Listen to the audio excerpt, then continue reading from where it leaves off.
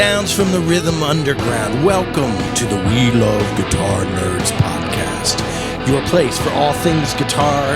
We have your interviews, we have your lessons, your boomer discussions, and your verbal rabble-rousings. So please hit subscribe, share, and like to join our constantly growing musical community.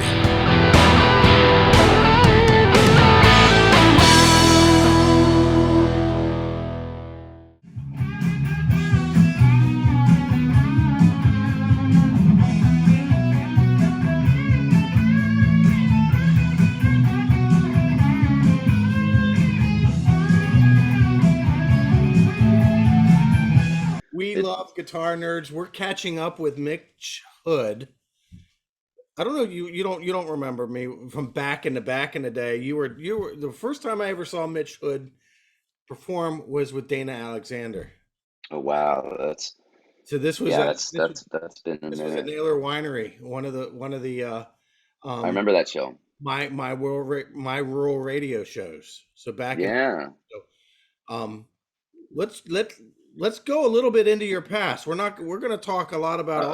also teaching too. So hmm your past. Okay, when did you start? What was your earliest memories of your music? Like when did music Um, start for you? so I mean, it goes all the way back to about 5 or 6 years old. Um, my parents had a piano. My mom was always, um, playing piano, and it was she would play like, uh, church hymns. Mm-hmm. And then, my mom was also kind of a writer. So she would sit down and she would, compose these, chord progressions. And, I would always it was fascinated me. So like I would just sit down at the piano and kind of do the same thing. And about 6 years old, she got me into piano lessons. And, I'm a pretty sucky piano player. It's not a strong suit of mine, but it was just the only avenue at the time that I had of like sense of melody, Yeah. and chord progressions, and I watched my mom do it. So I just, I'd sit there and I'd listen and I'd hear her playing when I would just be, in the house. And so I'd sit down and I'd kind of like, I just started figuring out, the simple triad chords. And, I'd play the chord and then I'd start some kind of melody. And so for me, it was, I was a sucky piano player, but it was just an outlet for me to be able to get the melodies out. Because Here's the other yeah. thing is you don't necessarily have to be great at something in order to benefit from something. Right. Well, and it's like, That's a life lesson that I only learned later in life. mhm. Well, that's the thing is it's like, and it's, kind of driving it back to guitar, which I'm sure we'll bring this point up many Mhm. times in this conversation. But, you know, the best guitar players are not the busiest guitar players. Yeah. It's a sense of melody and feel and direction and soul in it. You want to hear somebody like really play. It doesn't matter how fast they are, it matters Yeah. how passionate they are, Yeah. and that really translates to every instrument. But Yeah. for me, it's, the only one I feel I have the ability to Right. translate it to is guitar. Yeah. Um, so, it started with piano. It was a 5 and 6 years old or so. I got in lessons, Hmm. and, I think about till 9 or 10, I took lessons. And, again, it was really just, it was an outlet for me, and it was the only one I had to just express the music and kind of get the melodies out. And then around 11 years old, my mom brings home a acoustic guitar, just a junky acoustic guitar. Then it was And, then it and was what? then it was on. It was on. Yeah, I literally like, she walks in with this thing and I just stared at it and I was like, where did that come from? And she was like, well, I was yard sailing with my aunt. She like, her and my aunt went out and she's like, I found this guitar and, it was cheap. It was like $25. It's just like a shitty acoustic guitar.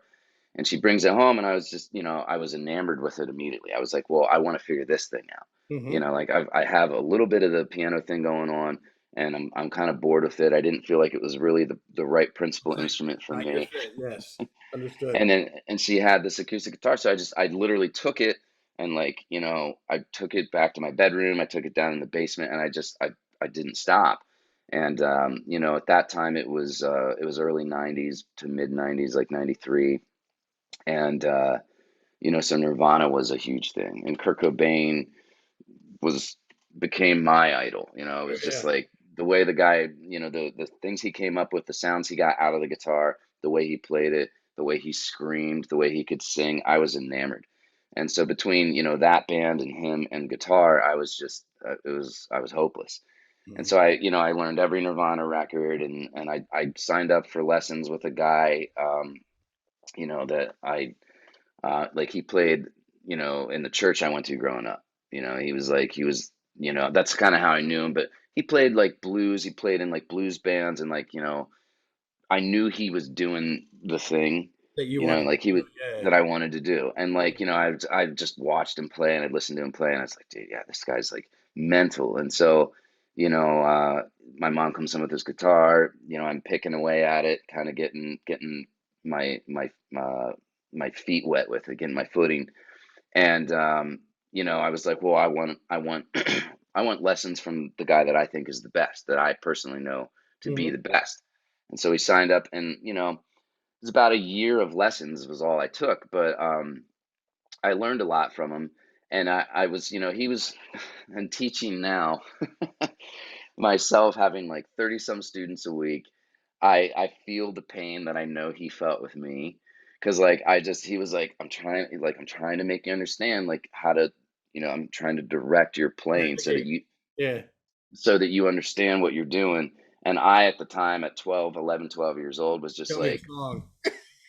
well, show me a song, but like, which I still, I mean, with my students, I always bring it back to songs, because if you can't bring it back to the Mhm. context, Yeah. Yeah. like they're not going to be interested. I Yeah. can make them run scales all day long, Uh-huh. you know, and if, you know, and they do, but like now, like quickly, I'm like, all right, so you got, you know, we're in a minor pentatonic, like you have this thing down. Here's how you can apply it into a song. Yeah. I'll make my students solo over just a backing track in E minor. Yeah.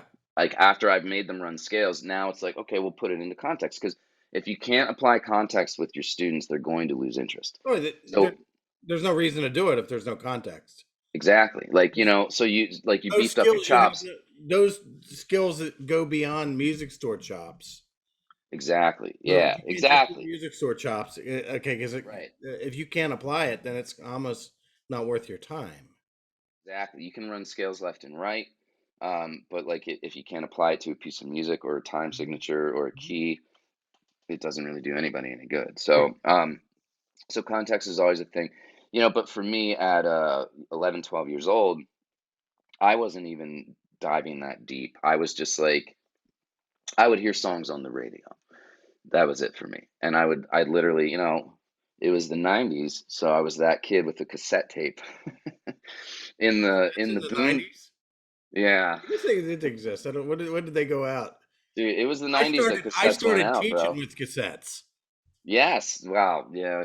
Yeah, You must be a little older than me. I'm old man wise. I started. Dad That's out. the beard, bro. You got the beard to prove Right. it. So cassettes. I went through all the technology. Cassettes, CDs, then the MP3 CDs, and then yeah. Anyway. MP3s, yeah, I remember it all, man. And so, you know, I was really an 80s kid because I was born in early 80s, 82. And so like I was a baby through a lot of that. But you know, I still like piano and all that shit started in the 80s for me. Hmm. And you know, so it was all cassettes, it was all, you know, there was still a lot of hair. Hmm. A lot of hair metal, you know, going around. Yeah. And I paid attention to all that. You know, definitely all of that left an impression. But you know, really, my upbringing, my formative years were like the '90s, the grunge era, the Kurt Cobain, like Nirvana, like I was saying. So, you know, it was a lot of that. And then, you know, so piano first. My mom brings home this guitar. You know, I take that. I'm obsessed with it at this point. I sign up for lessons with this guy. You know that you know was just a good bluesy player. He just knew his way around. Yeah. He could rip. He could play some amazing leads, and I was just mesmerized by that. You know, Mhm. it's just like how can somebody play that many Your notes? mentor, your mentor, your earliest mentor. He was. He When did you was started playing? When did you start playing with people? 13. Okay. What was? were these formed bands or were these just little jam session garage things? It was both. So I was fortunate enough, the music gene runs pretty deep within my family. So, I had a cousin who I actually just caught up with last night on the phone. I don't get to talk to him a whole lot anymore. Um, but last night we caught up a little bit, and he was just an amazing drummer, you know, just like a really great drummer. One of those guys that like he studied like Dave Matthews, Carter Buford, Mm. like his drumming, Steve Ferroni and Tom Petty Buddy, and the Heartbreakers. average white He band. what's that? You played the average white band too. Yeah, yeah, yeah. Yeah, And so he was a young kid that paid attention to the technical attributes of drumming.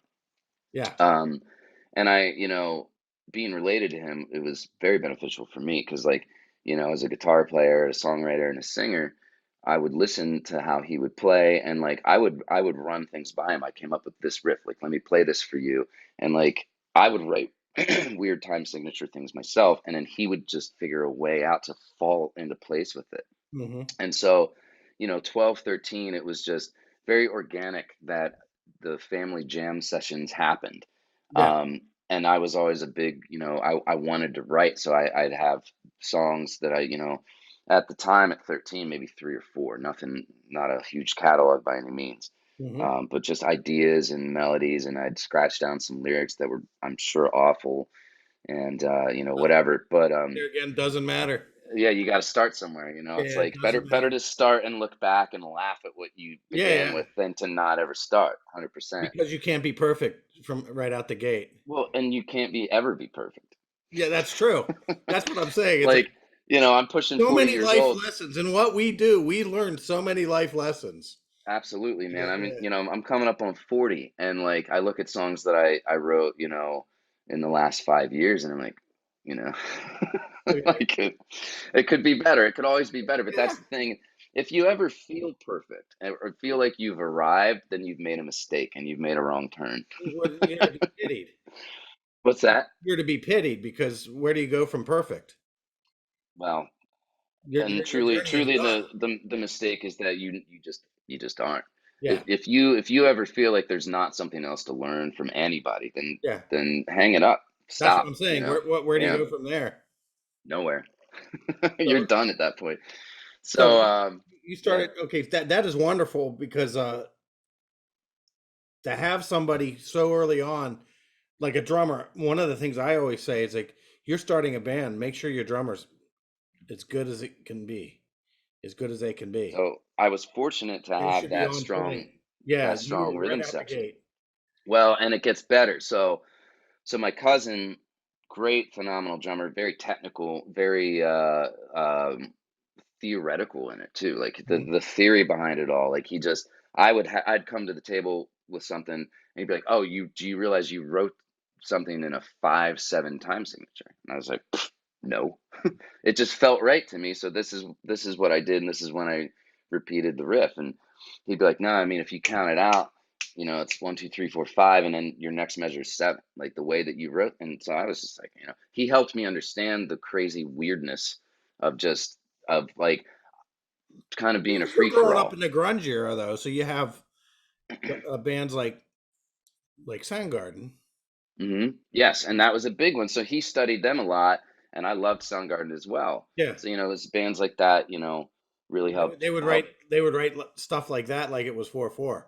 Oh man, dude, and I still go back and listen to those Soundgarden records, and Yeah, it's satisfying pop, because yeah, it was technical pop music. It was grunge, but like Chris Cornell was writing hooky, poppy songs that were memorable that people still sang along to yeah, and loved. But then it's like that headbanging aspect was there, and the way it would hesitate and then jump back in on like an off beat, yeah. Well, you and it know? was in 5/4. It was in Right, 7/4, 7. right, You know what I dude. mean? The song on Nothing, Super Unknown, nothing necessary. Yeah, My Wave, track yeah, two on Super Unknown, right. still a mind blowing song for Yeah, me. Like but I just listened to it the other it week. sounds like 4/4. Right. But then when you feel it and you try to tap your foot or snap your Yeah, finger, you realize there's all these just hesitations and it jumps back in and it's great. it's so interesting, and I loved that stuff. So like that stuff subconsciously influenced me. So I had a cousin that was a really technical, skilled drummer. My brother also started playing drums and like got way into it. And now he was not as technical as our cousin, but he could understand that stuff, and he was just a good drummer. Like he could play. So it was the three of us, and I'm looking at the situation, 13 years old, and I'm looking at my older brother and my older cousin who's older than my brother, and I'm like, all right, you can't play guitar or bass because I've heard you try and it's terrible. But can you? Like that was to my cousin. I was just like, Yeah, I've heard you try and it's yeah. no go. And I look at my brother and I'm like, I think you could. And he's like, probably. And so I'm just like, I hand him my guitar and I'm like, I want you to just focus on the E string and the A string. Can you play these notes in time? You're a drummer, you got the timing. Can you just do this? And he does it. And I'm like, cool. And then literally, literally drove into town like the next day. And he bought my brother, just a team player, man. He buys a bass. It was a Samick. Do you remember Samick basses? I do. I have a Samick bass. They don't even make them anymore. Was Yeah, it a Fender sub company or something like that? maybe. It's You know, a factory where all these other guitars are made out of, like right, Rupp, right, Squires. Yeah, right. And so he buys this bass and some shitty little bass amp, and we get home, and I'm like, all right, if you can play these four notes in time, like we went over, do it again. And like I'm looking at my cousin, I'm like count him off and start, and I'm playing guitar, and then just it happened. It's 13 years old, and we're just covering songs by bands that we liked to listen to, but and so at this your heroes at this point, guitar wise, were like Kurt Cobain, with Kim Thale, Kurt Chris. Cobain, Kim Thale, Mike McCready, Stone Gossard from Pearl Jam, Yeah, those. But so then a shift happened because in that mid 90s punk rock started to take off again, and it's infiltrate. and it's and it's like second wave. That new wave of pop punk Yeah, happened. No yeah, Effects, bands like yeah, that, yeah, yeah. Love Pennywise, them. even Offspring. They were a much more mainstream band. Yeah, Green Day, but that sound just spoke to me. So like mid '90s, I really shifted gears, and it was how fast can we play? Can you keep up with this? And so there was a lot of that. So my bands, like at 14, I played my first show in front of people, and it was punk rock. It was all that kind of stuff. So I really like grunge and Kurt Cobain, Nirvana is what got my feet wet and got me started. And then Kirk two, probably thought he was a kind of punk. well, and he kind of was. He That's the was, yeah. He was more. I think he was probably more than any one label can. But right. he didn't think of himself as grunge Well, when they but were punk doing punk bleach. But rock punk rock is the absence of a label. yes, It's the apps, like don't put me in a category, yeah, like I'm above and beyond what you're gonna try to specify me to be. And that's. So I think I always had a little bit of that to my core. Like I just wanted to not fit in to a degree. I always wanted to be a little bit left of center. And even with music I'm casually writing these days, I always want it to just not hit the what do you mean nail casually? directly on the head. You're casually Cat, writing music. I mean, I'm busy with too many other things to put in as much time into my own writing as I'd like to, so I'm not as Okay, rigorous with it as I'd like. okay, So, it's casual for me, on a personal level, but I'm rigorously working with other people and yeah, working on songs and right. production and all that. But when it comes to like what I would want to do, I'm always like a left to center kind of dude. I Mhm. look at what's going down the mainstream line, and I say, how can I take this, what's happening pop wise today, and just kick it off the rails a little bit to Mhm. where to disrupt it a little bit to where it stands out a tiny bit more than like just the last 10 songs that you heard. Yeah. And I think so that spoke to me back in the day at an early age, getting involved in all this. Nirvana was one of those bands. What was happening? Think about it too, coming out of the '80s with the screaming hair metal, era, and then you have got a guy like Kurt Cobain that's like we're not going to quite do it that way. Like it's still going to be loud, it's still going to be ballistic, but it's going to be more ballistic. It's completely a punk rock move. Right.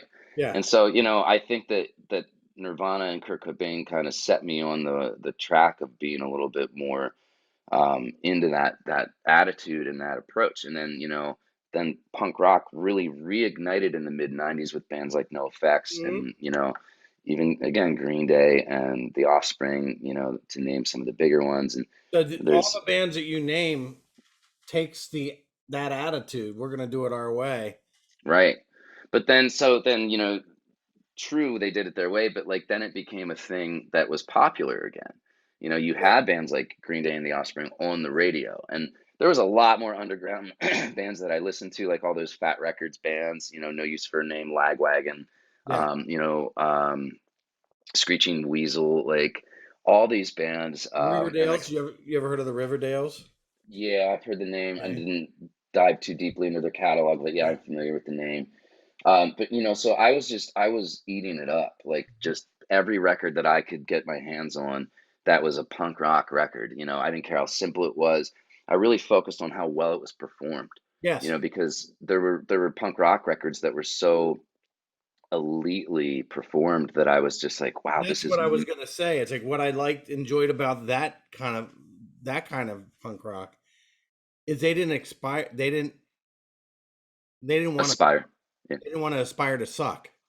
Right. And well, Okay. some of them did though. Some of Well, them well, wanted that. yeah. Some of them like Well, I'm the saying sloppy punk rock. the initial punk was like, okay, we start the Ramones, we buy our guitars on Thursday and start the band on Friday, Right. and then we learn Yeah. as we go. Exactly. But So there were but like bands like bands that. like Yeah. bands like No Effects, you can trace their progress, Oh and my they God, dude. progressed And with like I was mesmerized. Like they were probably No Effects quickly became my favorite band then in like the mid to mine late too of 90s. that era. That mine Hmm. too. And I was just mentally blown away. Like, how can you do that on a guitar? Like, it wasn't the left hand, like how quick, they're running scales and what it was all right hand. Like how quickly they're and how tightly they're playing these parts, the starts and the stops, the triplets, all of it. And I was just like, The that's way they just so arranged the crazy to me. guitars. Right. And the other thing that was huge for me was like, so they had the technical stuff, and then whenever they would launch into it and they're strumming, you'd have they're kicking off and they're rolling, and then like the other guitar player, Eric Melvin, would just play octaves Yeah, yeah, that were just melodic. They were just intervals of whatever chords were being yeah. played, Well, and it was a melody. the really cool trick that the one guy's playing power chords and the other guy's playing chord tones. Right. So between the two Right. guitar players, you get the chord. And it's like when it's all happening like at a Yeah, yeah, like at a speed like that, and it's flying, and then yeah, it's like, but you hear this like slow, soulful melody that's like soaring through this really fast, upbeat song. yeah. It was mental to me, and I was hooked. I was just like, Yeah. that's so satisfying to me, and it was all melody. So like the speed of it all, the technical like playing of it all at that fast of a pace, and this melody was just, it was so cool. Mhm. So I quickly got swept up into that, and then so by 14 years old, that's when I played my first show, and it was punk rock music. It was my songs at that point. I had maybe four or five of them. You know, um, they were all fast punk rock songs like that. I was just blown away at the. You sang from the beginning. Mhm.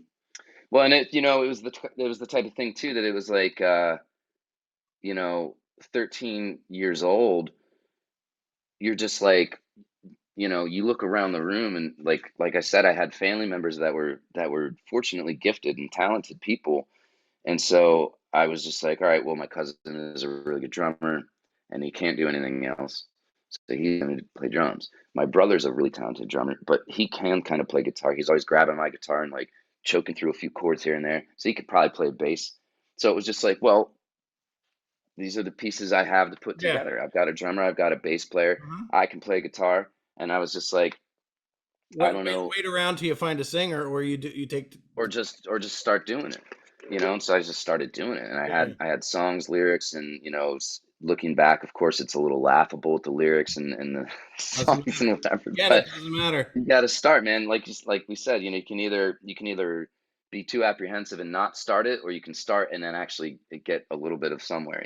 Yeah. So I started, and it was just, there was another buddy of ours that we knew who could play guitar pretty well, and so I wanted two guitar players always, and so we called him in. And some of the shows we didn't, we started without him, because I was just like, well, we have enough, so let's just start playing. But then we brought him in, and we had two guitars now, and I felt like I had a full band, and I could really do what I wanted guitar wise. And I'd tell him, it was very no effects, motivated. It was Mhm. very no effects inspired, very punk rock inspired. So, it was either me saying, you play these chords and like catch that triplet here, like, get Yeah. that get that part down, or I would do it and I'd tell him, play these octaves over, what's happening here. And then, here's the timing in which you change the octave melody. And I would teach him those parts, or I'd teach him the rhythm part and I'd play those parts. And we just went full force. And, so 14 years old, we played like a little coffee house kind of show. And we did like three songs and I sang. And there was one song that I had in the works that was just an instrumental, no lyrics or anything to it. And we played it just as a fourth song because you know, we needed one more, Mhm. and we finished these four songs, and everyone at this coffee house like clapping, and they're like, "This is so cool," and they're like, "Play them again," and they're like, play more, and we're like, "We don't have more," so they're just like, play the four songs again. So we literally repeated the whole set again, Mhm. did it again, and then after that, it was 90s. so so word traveled, people were just, and dude, it's a bummer because like nowadays it's so hard to like leave an impression, because at that point, you know for three or four kids to get up on a stage that are between the ages of 14 and 17 years old, Mhm. it was mind blowing. It was, people were like, look at these kids. Like, there's four of them. They're just ripping through this. They're all pretty good, Mhm. and that's pretty amazing. Where else have I seen four kids that are in that young age group that are just ripping through songs, and like they're Kudos very to you. technical, Yeah, but kudos to you for having the being so young and to raise that bar. This, having the balls. you know what I mean? Raising that bar. This is what we want to be. Well, I mean, I just didn't know any better, and like, You didn't and there was understand. You didn't I didn't understand understand failure. it. Well, I didn't, and I wasn't afraid of it because I Yeah. didn't understand it. Yeah. And like, so that's what, like, today it's so different because, you know, just like you can grab this and look at whatever you want up on YouTube. I guarantee you in the next 5 minutes, I can find an 8-year-old out there that is That'll like, blow you away when you that'll were blow me away as a guitar player now at 40 right. years old, that like could kick my ass all Yeah. over town, like plays better than me, Yeah. understands certain attributes of guitar playing better than I do, but that didn't exist, Yeah. 20, 25 years ago, So and Grandview. so Grandview. What Grandview. So is that? that's what was born out of all that was, Okay. there was a high school band before that, that was a little more punk rock based, and then we were called Double Zero, and so we did our thing, and that was very no effects, straightforward punk rock. Grandview happened after that, kind of at when I was like 18 years old. I ended up forming that band, and it was the whole emo punk era was starting, which I never got real into, like the whole emo side of things. I liked that there was a different approach to songwriting, other than just needing to be fast punk rock. So I liked the fact that there was a turn happening. Um, but I never got real into the weepy emo Yeah. kind of thing. I just liked that like punk rock was, it had Evolving. carved out a niche, Yeah. and that the niche stuck because some of these punk bands, including Green Day, The Offspring, some of these mainstream bands, were able to write songs that were still very punk rock, but they were slower. They were able to see what if we wrote something that was you know, some of them kind of got into a little bit more ballady kind of songs, you know. Green Day. Um, Green Day, especially, you know, and even in the later years, like "Wake Me Up When September Ends," one of their biggest songs, "Boulevard of Broken Dreams," like amazing songs, Now came later. here's a question Yeah. for you, and I know the answer to it, but hmm it's Green Day came up. It's like they were traitors, Oh, I know. and People it's like they were what's funny they about were them, hated. they were They were hated. hated because they broke away from, you know, that whole punk rock attitude was, you know, fuck the system and fuck the mainstream part of it all. Why they were so successful. Right. And then I Is listened to a lot of the bands that were in the Gilman kind of that whole scene. Why were they so successful? Green Day and the others weren't because they could write a song. Yeah, and you know, because they weren't afraid to. Like, you know, I mean, even if you look at When I Come Around, man, like for me as a 13-year-old, hearing that song blew my mind, you know, because just how it began and that chunky palm muting that happens Hmm. was it drew me in because you know what? It deviated from fast, you know, mindless punk rock, Yeah, but it also deviated from mainstream pop and grunge at but that time. here in and it borrowed from everything. Like you could Right. see a link to like the Beatles to 60s pop Mm-hmm. when you listen to Green Day. They weren't. Absolutely. Yeah, what? Yeah. So, and in more modern times, the stances they have taken on certain political things Mm-hmm. suggest to me that they're more punk rock than the people that were judging them. Right, Like, right. if you're not willing to go outside of your own neighborhood, And look at, I mean, they still hold fast to those political stances, yes, you know, and I which appreciate is that. I same, absolutely man. appreciate that. Same, you know, like that's again, that's very punk rock. Punk rock is a political statement for sure, and it's a social statement. It's an individual statement, you know, and it's not. At times, it was going against the grain, and then now, like maybe some social movements have shifted to where the masses are more kind of in agreement with it, and it's not so standing alone and so against the grain anymore. But that's good. That I'm not means even punk. sure about that. You don't think so? No, in other words, I don't think people are listening to what they're saying. In other words, I don't Well, think. that's true. Yeah, in other words, I think there's a whole big contingent of people that don't agree with their politics, which I don't care. That's true. Oh I don't yeah, care. exactly. Yeah. In other words, I appreciate it. I appreciate it, and I appreciate them. We're going to say what we're going to say, and that Right. is absolutely what punk rock. Right. They come Right. full circle, and it's like yeah. Anyway, Yeah. There's no. You're right though. There's definitely been there's definitely been like something lost in translation for maybe the general consumer.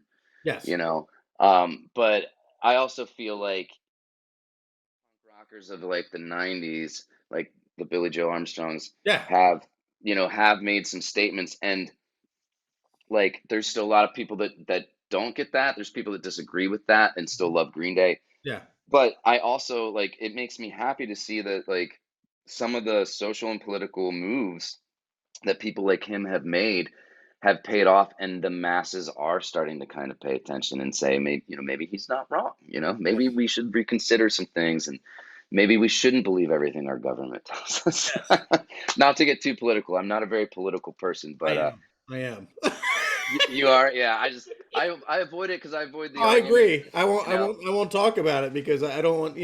That's not. I'm more of a hippie, bro. I'm more of a, I Yeah. just like I have We can political talk in views, of privately. course. That's Oh, we will. We'll get on the true. phone after this. I'm just saying we like each other. We can like each other privately because we're probably in the same mindset. But anyway, so For sure, yeah. we're running out of time here. We're gonna have a Oh, part. I'm good till 12:30. I just sent you a message, so Okay.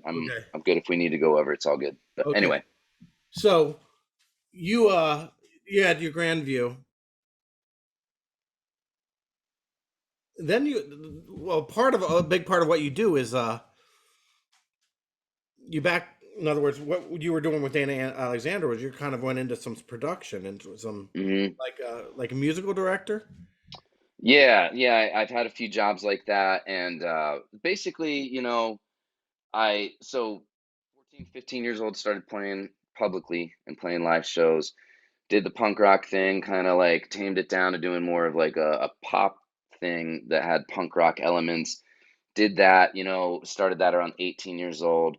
I had some close calls with some record labels, at 19, 20, up into 23, 24. Everything from small indie labels that I really looked up to that had tons of bands signed that I followed that were really inspirational to me, all the way up to bigger labels and majors like Atlantic Records, and Hmm. sitting in offices there and having meetings with them about record deals. And, none of it panned out, which, Was this all Grandview? yeah, Okay. it was all Wow. Grandview, All right. which I mean, weirdly enough, looking back, it's like I'm kind of oddly thankful that some of it didn't pan out, like Oh, yeah, of just course. because, like, I mean, and like just seeing a little bit more success in my older age, like I don't know if I would have handled it that well at 22 years old or 23 years old, No. and I Well, the probably other, would have the other been thing more is, of a mess than I already am. yeah. Well, you want to be known for the thing that you believed in necessarily when you were 16 years old. Well, and but it never If you works had to that sing way, that song for the rest of your life, right? that would And be it never pans out that way, which is probably good, because that'd guess be what? At maddening. 16 years old or 23 years old, you don't know shit, man. You Yeah. just don't. You think you do, and you Yeah. think you have the best statements to make and all that, but you just don't know. And I mean, like dealing with um the any kind of strong success at that age probably would have been rough. I can't imagine that I would have handled it well. Hmm. And so being 23 years old, sitting in New York City talking to Atlantic Records about signing a deal that never panned out, who knows? Like, it could have been the type of thing that signing that deal at 23 years old and you skyrocket up towards the top by 25, 26, and then this starts to happen and you have a mental breakdown. And Yeah. like, and then you at that point you're on the downslide, and then when it's over, you don't even want to do anything anymore. Yeah. So it's like having a success story like that at that age could have burnt me out to a point where I wouldn't even want to still do it. Yeah. And now I'm older. I'm a lot older. I'm a little bit smarter, and it's like, and so you look at it now, and it's like you're a little more cautious, and you don't put so you're not as ready to kind of sell your soul to it like you were at 23, 25 years old. Yeah.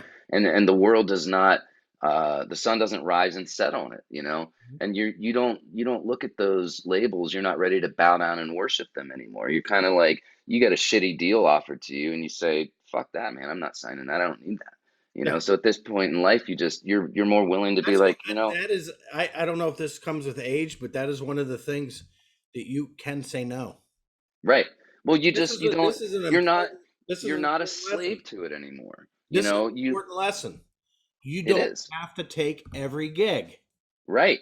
You Some don't gigs have are to, not you don't, desperation fades away as age, okay. sets in. Because As you gracefully age, hopefully, yeah, hopefully, the desperation melts away, yeah, So like pushing 40 years old, I'm just like, I'm not gonna be a slave to your record deal. I'm not gonna bust my ass, like, to the point that I'm just like, it doesn't make sense, like saying yes to every gig. You start to say, well, what is the gig?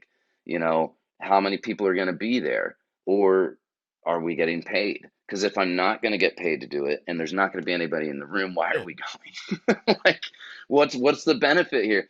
I'll play a show for no money. Sure. Put me in front of 3,000 people. Put hmm. me in front of 10,000 people. I don't need to get paid. That's great, Well, there's got to be I, some sort of currency. there does. I Yeah, don't not always all of have it. to have that currency be Not all financial of it is money, money. Yes. but I am also at a point that, this is all I'm doing for a living. I'm teaching music lessons, and I'm going out and I'm playing shows and I'm making records and I'm scoring film and TV. Mhm. So I do have to name a price, because, like, this is all I'm doing. This is my job, Yeah, yeah. so I do need to get paid for it. Well, of But when it course. comes when it comes to, playing a show, But if somebody takes 3 years off of your growth trajectory because they put you in front of the right people, that's currency. exactly, Yeah. exactly. I just played a show about a month ago, for the band I'm playing with now, and there were 3,000 people there. And They're like I, Bottle and Cork. well, there's a lot of those. That's about 12 to 1,500 each time we do that. But do you know so now, born and bred as a punk rocker, and I got hired last summer to play guitar, for Rupp, who is a up and coming kind of alt country artist. Okay. Real poppy, more so kind of Americana. All right. He's got that real organic rootsy vibe going Yeah. on. There's some blues, there's some country, but it's just, it's that Nashville sound, is what he's Yeah. got going. And that Nashville sound can lean in different directions, and it's It's it's kind of easy. very Honestly, that kind of sound is kind of easy for people like us. it is. Well, So, because it's so laid back and it's chill, but you know and it has a rock. It has some rock roots, rock and blues very roots. rock, and it's all 1 4 5 6 when you break the theory down. It's just pop songwriting, you know. Right. It's just the nature in which it's produced and how it's sang Mhm. that gives it the twist to being a little bit more Nashville country. Mhm. Or you could take the same damn song, bro, and you could do it in a punk rock style, How You important can. was the blues for you? So the blues is something that is really a newer thing for me, Okay. because I've just been such a loud rock, punk rock guy, that it was like, how loud, how fast can we do it? And I've, slowed down, and, even around 18, 20 years old, I stopped writing songs that were just as fast as it could be, as technical guitar, fast guitar stuff as it could be. Excuse me. And broke it down to, just being good pop songs. Um, so settling into a band like I'm in now, um, has been easy and organic in, a lot of ways. But he's also a real specific guy. Um, he really wants things to, certain tones, which that's good. That's a good spot for me to be in too, Mhm. because like getting off of the punk rock thing, I started to get sort of mesmerized with just tone. Yeah. Like as I slowed things down and was like, all right, it doesn't just have to be, my Les Paul plugged into a Marshall half stack as loud as I can get it to fucking be. It needs to be more tasteful, the right parts, the right tones. Mhm. And so I got kind of swept up in sounds like, Edge from U2, Yeah. and more specifically Brian Eno and Daniel Lanois and the guys that produced those records, and Yes. and and sort of developed those effects loops and chains for him, and said, "Here's what you're gonna do.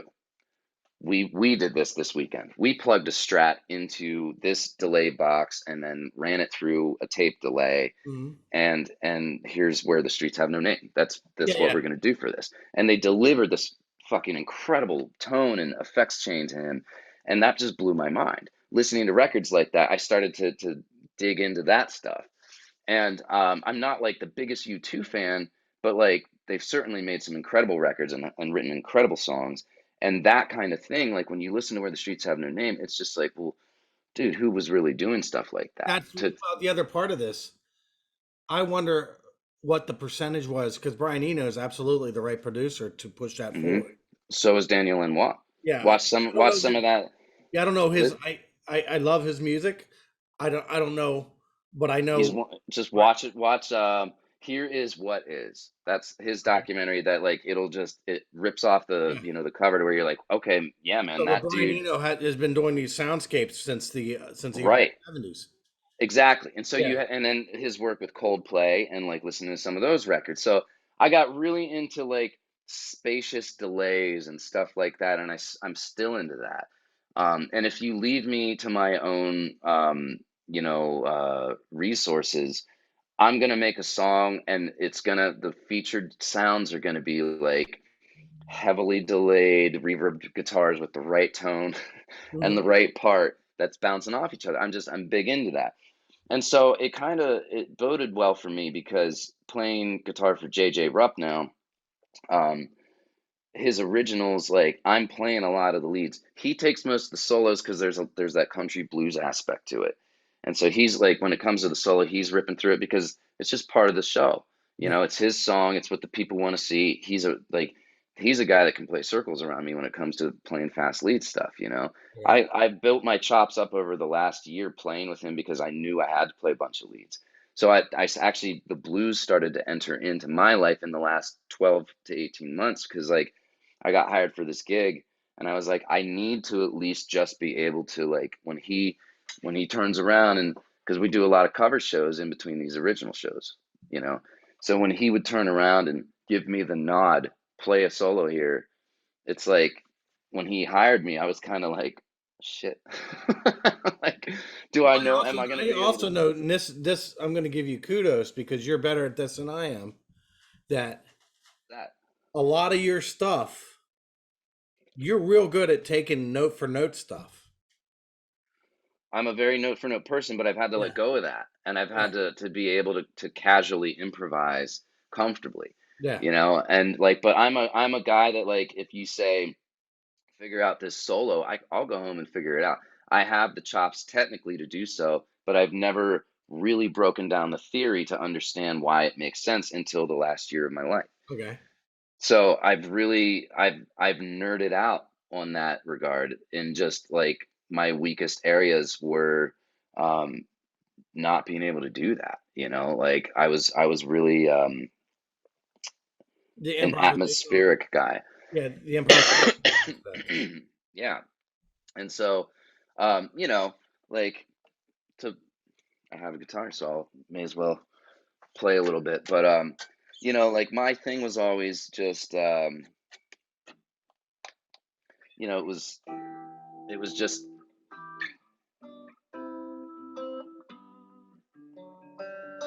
like I was always just textured out like that and Mhm. tone. And so playing with him, I started to you know, get more into you know, some of the leads and like minor pentatonics.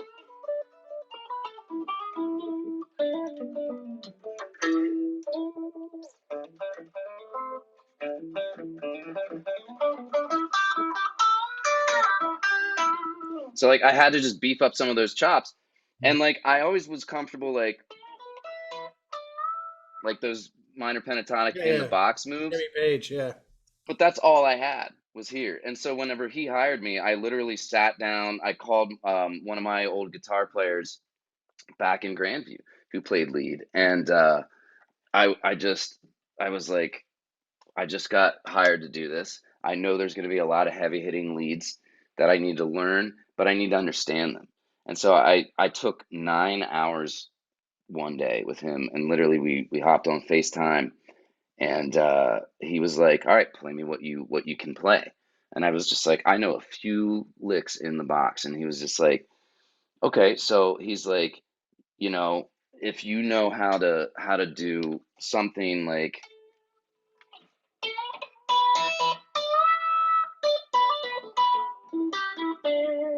if you get down here, he's like, instead of going there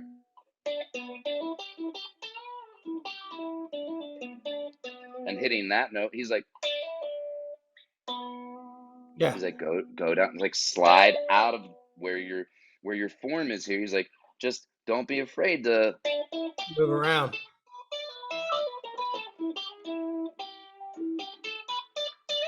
instead of there, go there.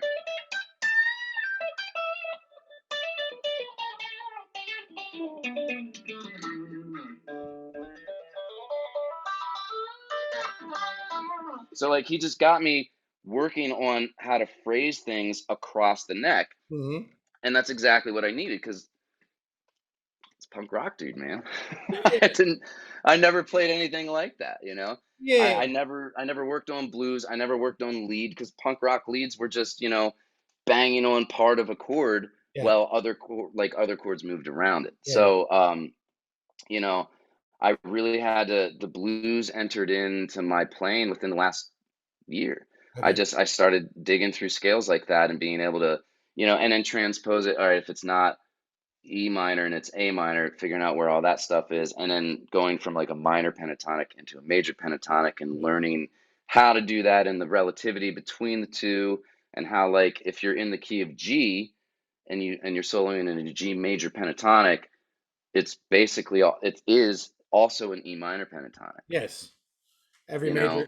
Every major key has a relative minor. Yep. Exactly. And so I started to piece that together because I'm a theory guy. So that's where it really helped with me.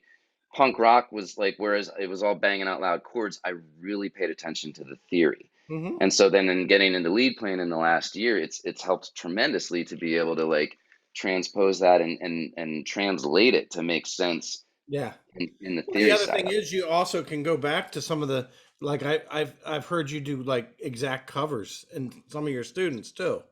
Right, But doing right, exact covers, uh, and the people you're covering are doing that. right, right. Neil Giraldo from Pat Mm-hmm. Benatar's band. Oh, I saw you I recently. Go so ahead. yeah. So yeah, that's But I also saw you with Elliot Easton pulling off some cards. the cars Yeah. cover recently. Yeah, that's so I just wanted to learn that.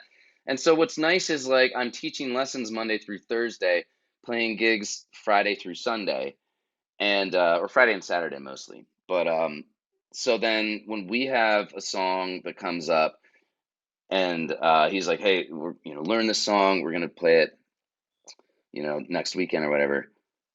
I can throw that in my lessons. So I pull it up and I'm like, you know what's cool?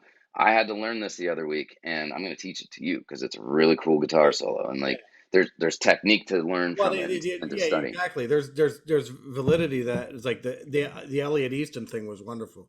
Well, they both were, Oh but yeah. Oh but yeah. Dude, that's so the like that thing was composed. the Neil Girardo thing, that's kind of cool. So I know we talked briefly about before this we talked about the Rick Springfield tour. Yep. And I guitar teched for him in summer of 2014. Pat Benatar and Neil Girardo were headlining that tour. Well, they co-headlined it, Yeah. and so they were out for like the whole month that I was out. And so I hung out with Pat Benatar a good bit. And at the end of the tour, Pat and Neil gave all of us posters that they autographed. Yeah. So You it know was pretty Neil cool, played man. on Jesse's Girl. I do know that, yeah, Yeah. because he produced it. So he produced the whole song, and he was like, when he was listening to it, he was just like, "Rick, you're not good enough." No, that was Like Keith Olsen. that. What said That that? that was the producer. Yeah, the Oh, the producer producer. was. But Neil also produced that song too. It was co-produced, Yeah. No, Keith Olsen said you're not good enough. We're gonna bring Neil and Giraldo we're in. gonna bring Neil. And Neil Yeah. played the fucking guitar solo This for is that. right So after. like, This is right after Crimes of Passion. right. And so every night on that tour, man, when that song would come up, Neil would walk out with his guitar, and it was a whole running joke. Oh, okay. He was just like Rick Well, I'm would not always be telling like, you anything you don't already know. I was there, bro. I saw it every night for 35 days. Yeah, that's But it was awesome, man, because he was just like, when we did this song, they were like, yeah, you're not good enough. He's like, to play on my own song. So like he would bring him out every night and he'd rip through the solo. Dude, the guy's an amazing guitar player. And I'll tell you, like, um, so who is with Neil Girardo. Well, okay. Of so course. is Rick Springfield. They're both incredible guitar Yeah. players. Yeah. But at the time it was just this guy has it and we need it now and we're going to Yeah. record him playing the guitar solo, and that's what happened. And now it's a laughable joke that, Rick Springfield laughs at, brings him out every night on stage. Yeah. But Neil Girardo's guitar playing, dude, it's very unique. Like it's fast, and it's very melodic and there's a It's a lot of song within a tapping. song. What's that? It's a song within a song. Yeah. And it's just he's a melodic player.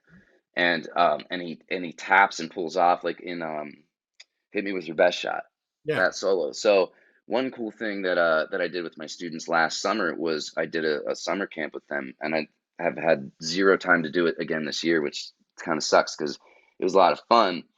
But I had like a week with them last summer, and just a couple kids signed up, like seven of them, and we just, I've got like the whole studio thing going on. So like I was just like, I'm gonna do this summer camp. We're gonna pick a song that they all know pretty well, and we're gonna record it.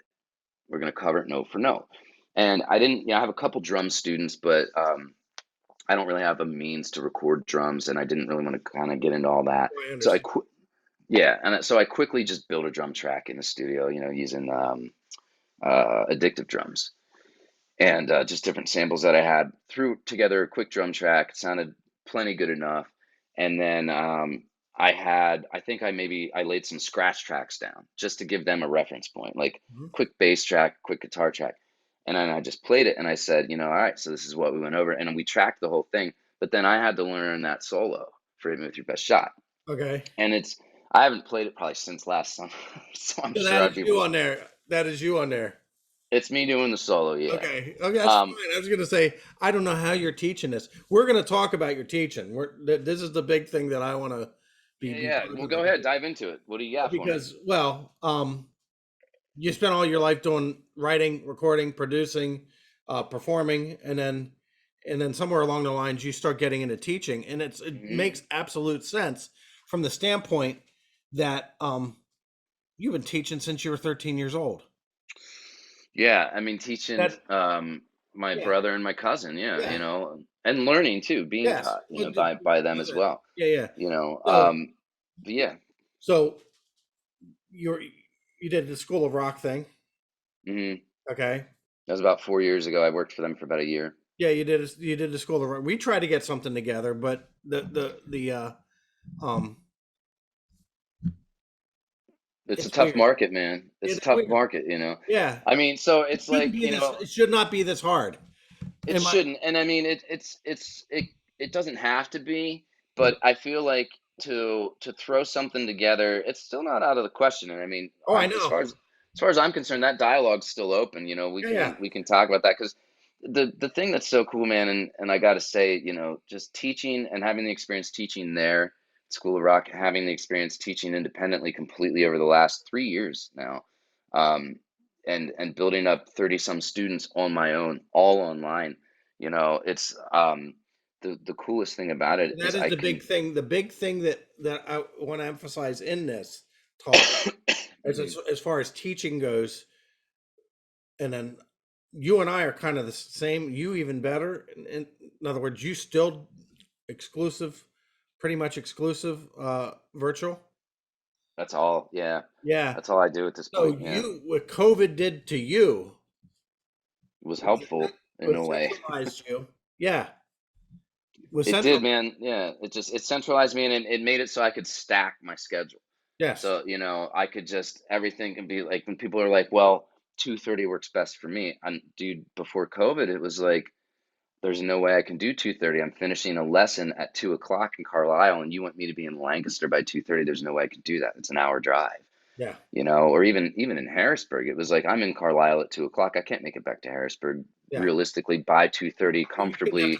They should travel to you. Right. Well, and then That's just COVID, the ideal world.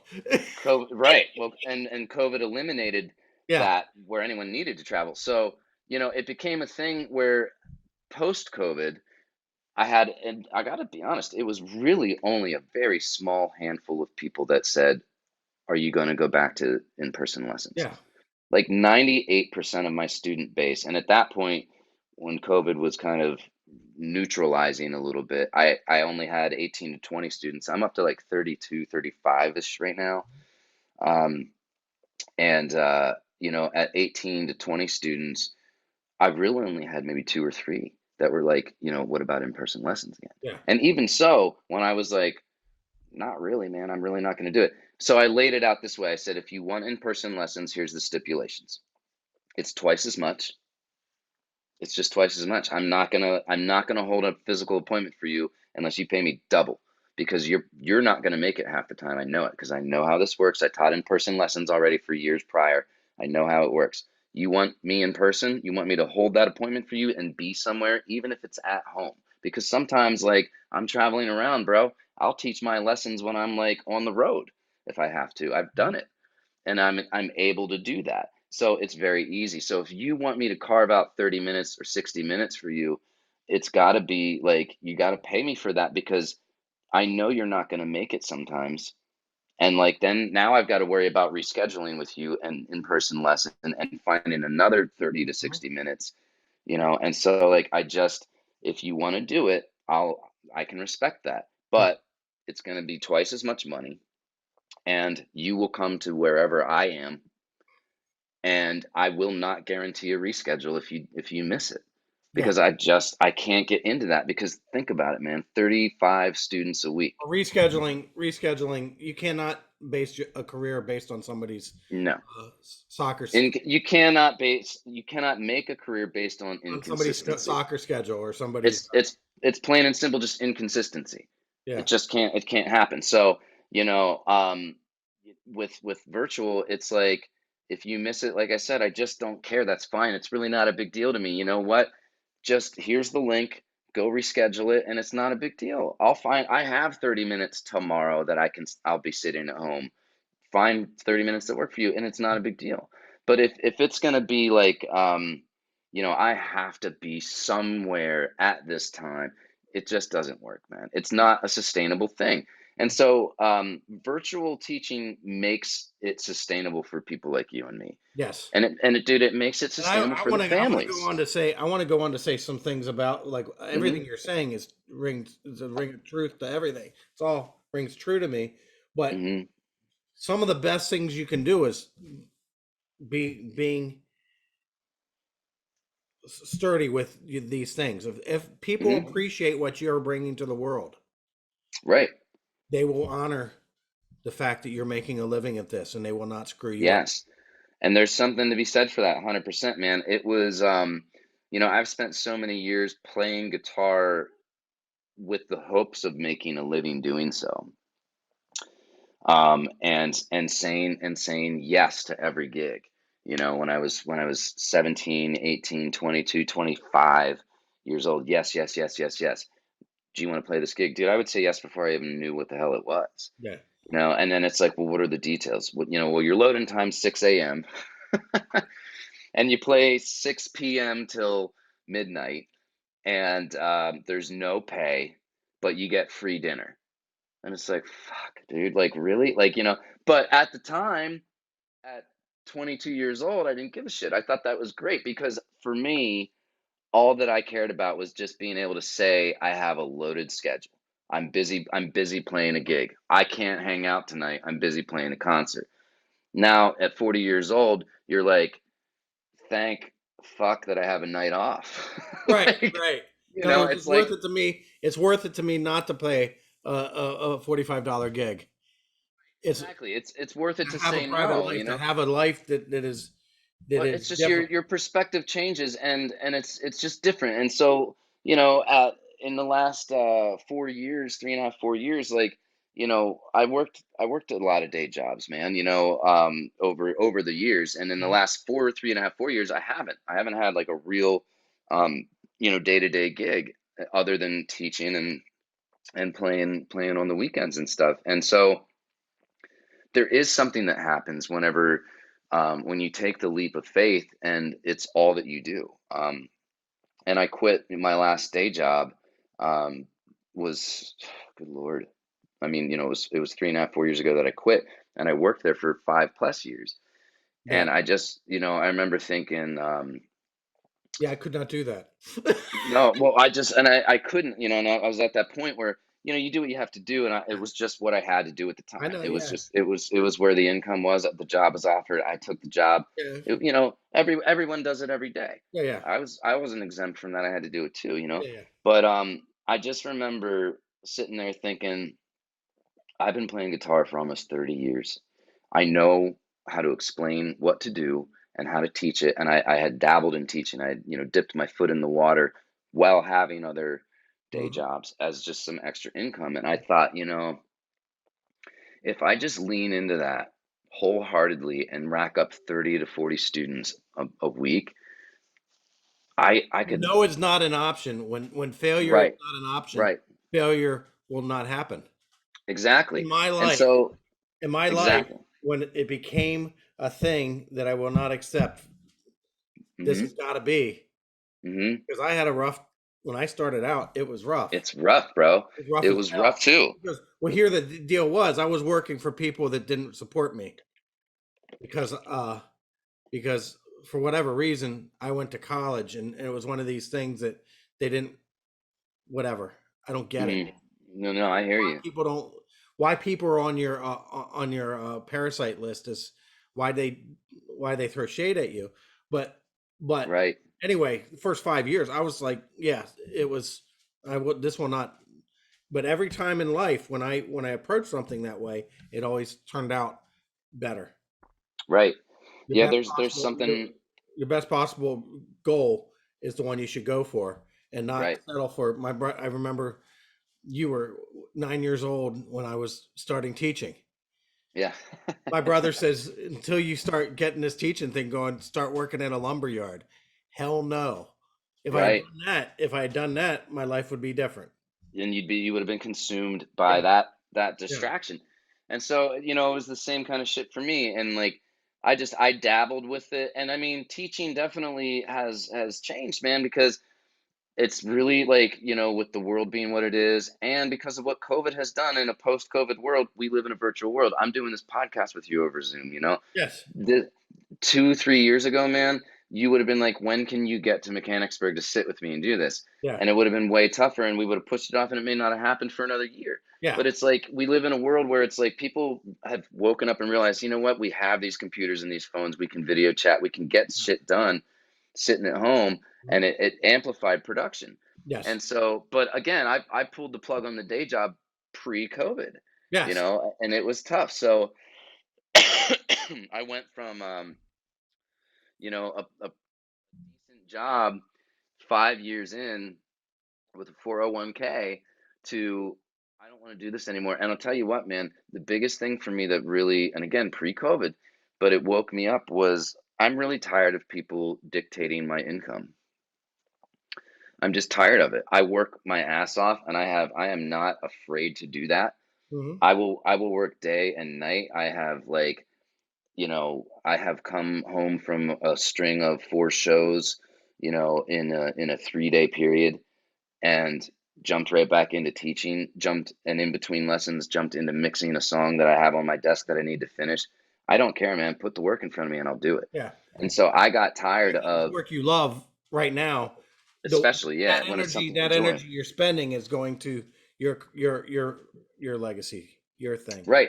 Right. Well, and it's just like Not to whatever job that you're the not going to best of make what you are is not given to that job. right. You're not going to make a legacy doing something for somebody else. Yes. You Yes. make a legacy, even if it's something like playing in a band is one thing because you're still putting your fingerprints on something. Yeah. You're still playing on it. But like They want you for your unique abilities. showing up and clocking into a job that I didn't care about, Yeah. I couldn't do it anymore. And I just got tired of someone saying you're allowed to show up here and Hmm. you must leave like by this point. Like I just remember standing there, thinking like, and my job was part of my income was sales based at my last gig, Hmm. my last real job. And I would stand there sometimes all day and think, no one walked in here. Who am I going to sell anything to? And that's not my fault. But I'm sitting here letting these people tell me you must be here at this time and you must leave at this time. And I'm trying to sell shit and I have no one to sell it to. I'm done with this. I Yeah. could be spending my time going out and You're getting wasting my time. students. I could book more gigs and all that. So like, that was the big kicker for me. And I pulled the plug with one day of teaching lined up. And as you know, as a teacher, a full day as a private and music instructor. It's the first goal. Well, and what's a full day, bro? 4 hours. Yeah. Yeah. If you got 4 hours of lessons, Yeah. that's a full damn day as a teacher. Yeah. Like that's if you're lucky to have that. If you can Monday through Thursday, Monday through Friday have 4 hours of teaching, that's you're doing it, man. That's a full-time gig as a teacher. If you can have 8 hours a day, it's unheard of. I Yeah. don't know any private music instructor. You got 8 hours a day? Yes. Bro, that's awesome. That's yeah. That's amazing. Well, There's when you some. retire, feel free to roll some of them my way. I'm about 3 or 4 hours a day right now myself. Yeah. So we're gonna So give some shouts out to I the first time I saw you play bass was the Jelly Bricks. yeah, dude, the Jelly Bricks, man, and that's a weird thing with them because I always laugh with those guys because like they asked me to fill in on that one gig for Toys for Tots. It was I was around there. the holidays. I was You there. were there. You took a ton of pictures. I remember because I was like, who took all these pictures of me that made me look cooler than I actually am? And it was you. That's not true. That was badass. That was badass. It was you, bro. Those guys are wonderful. They Like, are. They're wonderful people, man. And like I joke around with Bryce and Tommy all the Bryce has got to time. do this, dude. I've been trying to get Bryce for years, like since COVID. Oh, dude, yeah, you'll get him. I'll tell him to just hop on and do So, it. so But yeah, that was also the guys at Rock Mill. the Rock Mill dudes. Yeah. So I always laugh with Bryce and Tommy because they asked me to. I just bumped into them one night and was like, if you ever need someone to fill in, let me know. And I knew it was never going to be guitar because it's Yeah, like if you don't if want it to be Larry guitar. or You don't want it no, to be guitar. no, it wouldn't have been right, Yeah. because those two they front the band and it's their songs and everything. And so, sure enough, holidays rolled around and Garrick was traveling for work or family. I don't really remember, but he was out of town. I think he was out of the country. They're like, would you want to jump on? Sure. So I hop on. I play bass. It was a blast. I'm walking off stage and this guy comes up to me. He goes, I don't know who the hell you are. I've never seen you before, but I got to talk to you. And that was one Ryan Somer. So, with Yeah. Madison Ryan. Yep. And so he's like, my daughter's got a thing. Like, I've never seen you play before, but like, he's like, you're kind of in the age group of where I feel like would fit this. And I'm like, how old's your daughter? He's like, you know, 14. 16 or 15 years old. I say, bro, I don't know how old you think I am. Yeah. But Yeah. I'm way older than your daughter. I could be her dad.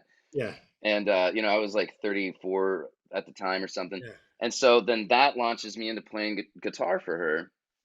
And he said, we're having a rehearsal, coming up. And, can you attend the rehearsal? He sent me the songs, can you learn the songs, get to the rehearsal. I said, yeah, absolutely. I said, where's rehearsal? He goes, it's this studio in Mechanicsburg called Rock Mill. And I'm like, never heard of it, you know? And he's like, dude, you're like, you need to go to this place and see it. So Hmm. I walk in there. I'm the first one at rehearsal. I'm either early or late. I'm never like on time. I'm usually a little early or late, like I most find that hard musicians to are. believe. Yeah, it's a musician thing.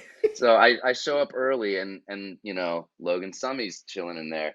And I'd heard his name. We kind of heard each other's names. I think we were like Facebook friends, social media kind of shit. And like we finally meet each other. And he's like, "What's up, man?" I walk in, he's like, "You're Mitch," and I was like, "Yeah, you're Logan." I'm like looking around this studio. I'm like, "Dude, holy shit!" I was like, "I never knew this place existed. How long have you been here?" He's like, "Yeah, like 2 years." I'm like, "This is incredible. Like, are you making records here? You doing?" Hmm. He's like, "Yeah, here and there." And I flat out told him that day, I was like, we're gonna make records here. I was like, this place is just such an easy sell. Like, I'm looking at the gear, the spot. And so he and I jumped into that. We made records for, 4 or 5 years together Hmm. and made a lot of great stuff that I'll send to you. Hmm. And, at this point, like, I'm very busy with stuff. He's very busy with stuff. We're still really good buds. Hmm. But we don't work together as much as we did in that stretch. Yeah. But that got me into the rock and roll thing. So there's always this joke with the Jelly Bricks of like, because you guys asked me to fill in, I got the Madison Ryan gig. And because I took pictures of it all. I'm And kidding. because you took pictures of it all, yeah, that's exactly what it is, Rod. Spread it, Um, spread it in so the like Mitch Hood love. something, I don't know, maybe something like that. That doesn't sound good for anybody. Yeah, right. But yeah, I mean, it's just that led one thing to another, and it led to Madison Ryan, to rehearsing at Rockmill, to meeting Logan, to making records with them, to playing in guitar in Dead in the My Chem tribute thing, to playing in that with Tom Hand, and Evan Kirkley, who both play with JJ Rupp. So when he wanted a guitar player, those two guys were like, well, I know who you should call. All of it really stemmed from that one Jelly Bricks gig. Yeah. So it's real weird tracing it back. Yeah. Yeah. So that's why, Well, I look up to it's those guys important. and I owe them a lot. The important lesson: you were not a jackass at any point. That's not true. I'm saying, if you were a jackass, people would want to be around you. Yeah, you're right. I mean, I'm definitely a jackass for sure, but you're right. I know what you mean. Like, just Yeah. I'm very grateful for the people that have looked out for me and called me and remembered me and Hmm. said, well, let's call that guy, And it's led to one thing or another. You know, it was Bryce saying, let's call him for this gig. And it was Ryan Summers saying, I just watched you and I'm calling you in for this. And Logan saying, well, let's make these records. And, you know, and I want you to play guitar in Dead. Let me get you to do that. And then doing that with Tom and Evan, and those two being like, well, yeah, come play with JJ Rupp. And, you know, that's how it's all kind of added Dead up. have So like 3 guitar players. what's this? Dead has 3 guitar players. Three guitar players, man. There's too many dueling leads, Okay, yeah. and there's rhythm guitar, you know, that Underneath it needs to all. be behind it. So Okay. it's Brandon Vartanesian is playing, you know, holding down all that rhythm, and he covers some leads as well. But like the actual like solos and shit like that, it's Greg, Hildebrand, and myself that are covering that, doing a lot of the dueling. But that's a blast, man. I mean, like a gig that we only do 2 times a year ish. Yeah. And it's a blast. So the next Dead show, I'm gonna just do a quick shout out for it. It's this October 29th. So it's literally, that show is on my 40th birthday, October Right. 29th. All right. So I'm pretty stoked. Like I can't think of a better way to ring in This is where. XL, I believe. Okay. It's either gonna be XL or Love Drafts, one of the two, but I'm pretty sure it's XL. But we'll see some stuff surface on social media soon. But I'm pumped about it, man. I feel like if I didn't have that as a distraction, I might kind of have a meltdown in turning 40. But I don't even remember my 40th year. I'll get there. But Yeah. yeah, I don't remember my 20th or my 30th so much. Yeah. All right, brother. Well, Thank yeah, you, let me Mitch. know if Thank you, Mitch. yeah, brother. Anytime. It's been a pleasure. Yeah, we'll talk. Thanks for having me, man. Yeah, Yeah. yeah. This is not done. Okay. All right, bud. We'll do All a right, part 2 at everybody. some point. Yeah, everybody. All right, buddy. See you later.